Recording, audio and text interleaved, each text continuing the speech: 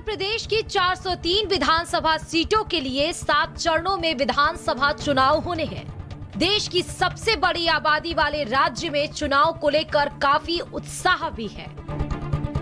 UP के सोनभद्र जिले के 11 गांव के लिए यह आखिरी चुनाव है। उसके बाद इन गांवों का वजूद ही खत्म हो जाएगा। सोनभद्र जिले के कोरची, सुंदरी, भिसुर, लांबी, सुगमावार, कुदरी, अमवार, गोहड़ा, रंदहा टोला, बरखोहरा, बघाड़ू को मिलाकर 11 गांवों में चुनाव का कोई उत्साह नहीं है। गांव के लोग जानते हैं कि ये विधानसभा चुनाव गांव के नाम के हिसाब से उनका आखिरी चुनाव है, क्योंकि कनहर सिंचाई परियोजना पूरी होने के बाद ये गांव डूब जाएंगे। पानी के सैलाब में इनका अस्तित्व खत्म हो जाएगा। छोड़े खातिर तैयार हिया हमरा सरकार कहले बा भाई 3 पीढ़ी के देवो कि वो ना कहे कि नहीं लेदरा पर के लइकन के सुतल के मौजा दे, तो आज नहीं खेत दे तो हम लोग छोड़ के इतना, हम लोग के निकले से पहले इतना आंसू चल रहा है कि इतना जगह जमीन 20 बीघा हमार जमीन बा, हम कहाँ लेके जाए बाल बच्चा के नर ना भी यहाँ गड़ौली। इतना दिन से हम यहाँ गुजर बसर कैली, हमार 80-86 साल हो गई, इतना दिन है गुजर कैली। अब निकलने से अब हम मरे के कगार पर है, तो फिर हम निकले खातिर तैयार हिया। चुनाव तो आ रहा है, कितनी बार हम लोगों ने वोट दे के विधायक बनाया, सांसद बनाया, लेकिन हम लोगों के बात कोई नहीं सुनता है। क्यों? हमारे विस्थापन क्षेत्र में जितने भी समस्या हैं हम लोग लेके जाते हैं, लेकिन कोई भी मंत्री, विधायक, सांसद हम लोगों की समस्या का समाधान आज तक किसी ने नहीं किया। दरअसल 1976 में शुरू हुई इस परियोजना के अब 2022 में काम पूरा होने की उम्मीद है, जिसके बाद यूपी के 11 गांव बाद में डूब जाएंगे।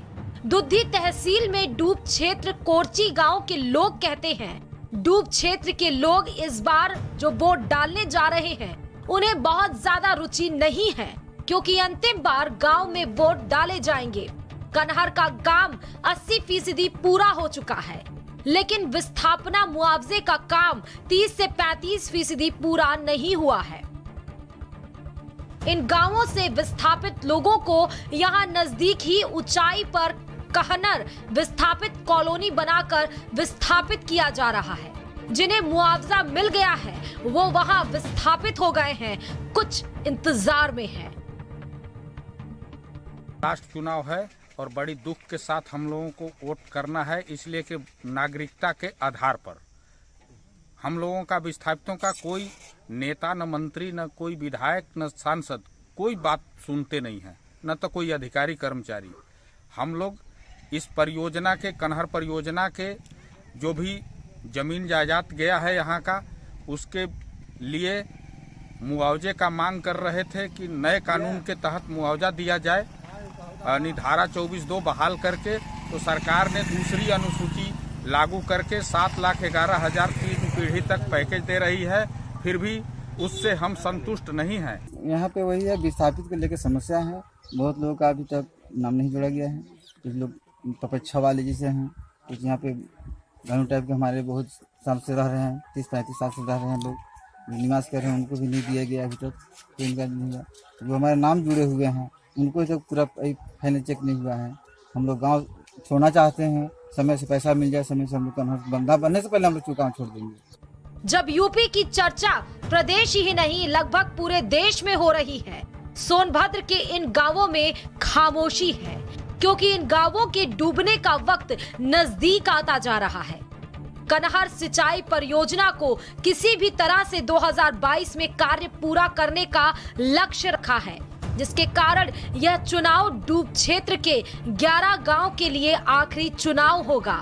अगले चुनाव में यहां के लोग नए पते के साथ मतदान के पर्व में हिस्सा लेंगे। 1976 में शुरू हुआ था कनहर परियोजना का काम, 2022 में पूरा होने की उम्मीद है। स्लैब कास्टिंग का कार्य प्रारंभ हो गया है और ये मार्च तक कंप्लीट हो जाएगा। मिट्टी का बांध हमारा ऑलरेडी कंप्लीटेड है और लेफ्ट साइड में जिधर से हमारा अभी नदी डाइवर्ट हो रहा है उसके